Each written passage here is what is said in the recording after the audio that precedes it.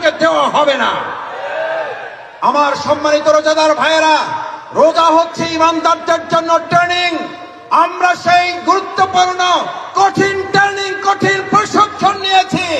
আগামী দিনে যে যুদ্ধ আসবে, সেই যুদ্ধ আমরা সহজভাবে পরিচালনা করব ইনশাআল্লাহ। আমি রোজাদার ভাইদের অনুরোধ করতে চাই, সম্মানিত রোজাদার ভাই বন্ধুগণ, বাংলাদেশ আজ এক ক্রান্তিকালে, এই ক্রান্তিকালে আমরা আমাদের প্রিয় মাতৃভূমি বাংলাদেশকে একটা সুন্দর বাংলাদেশে রূপান্তরিত করার জন্য এত শহীদ, এত রক্ত, এত হাত পা হারানো বাংলাদেশ আবার ফ্যাসিস্ট, আবার চাঁদাবাজ, আবার দখলদার হাতে যাক, এটাকে আপনারা কেউ চান?